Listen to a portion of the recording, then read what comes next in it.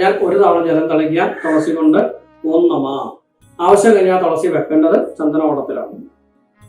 പൂ ആരാധിക്കുക. ഓം മം വന്യമണ്ഡലായ നമ. ഓം അം സൂര്യമണ്ഡലായ നമ. ഓം ഓം സോമമണ്ഡലായ നമ. തുളസി എടുത്ത് ഒരു തവണ ജലം തളിക്കുക. ഓം നമ.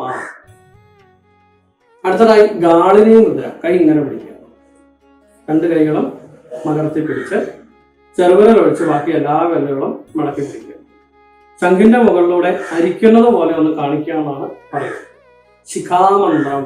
ഷഡംഗന്യാസത്തിലെ ശിഖയിൽ, അതായത് തലയുടെ പുറകിൽ രസിച്ച മന്ത്രമാണ് ശിഖാമന്ത്രം. ആ ശിഖാമന്ത്രം കൊണ്ട് വേണം അരിക്കുന്നത്. ഓം ഗും ശിഖായൈ വഷൻ.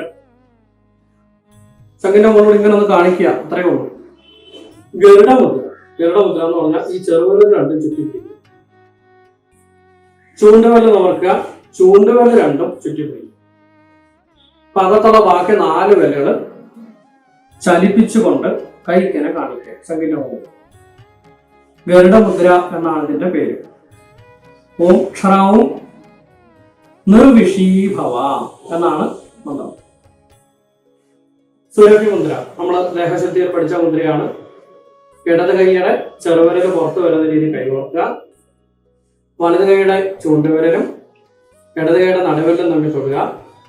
ഇടത് കൈയുടെ ചൂണ്ടുവിരലും വലത് കൈയുടെ നടുവിരലും തമ്മിൽ തൊടുക.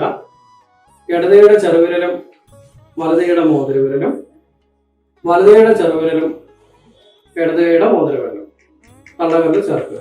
ശങ്കരേക്ക് കാണിച്ച് ഓം ഠം അമൃതി ഭവ.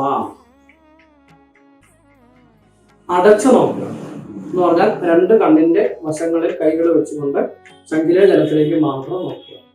ഷഡംഗന്യാസത്തിലെ നേത്രമന്ത്രം കൊണ്ടാണ് ചെയ്യുന്നത്. ഓം ഗൗം നേത്രത്രയായ വൗഷക്. അടച്ചു പിടിക്കുക. ഇടത് കൈ അടിയിലും വലത് കൈ മുകളിലും. ശംഖിന്റെ മുകളിൽ പിടിക്കുക.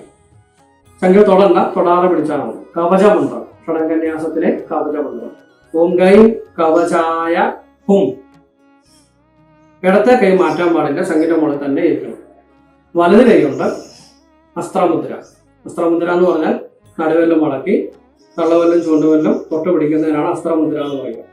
ഈ ഇടത് കൈയുടെ ചുറ്റിനുമായി അഷ്ടദിക്കുകൾ, മുകളിലേക്കും താഴേക്കും എന്നുള്ള സങ്കല്പത്തിൽ, അങ്ങനെ ദശദിക്കുകളിലേക്കായിട്ട് അംഗാസ്ത്ര മന്ത്രം കൊണ്ട് രസിക്കും.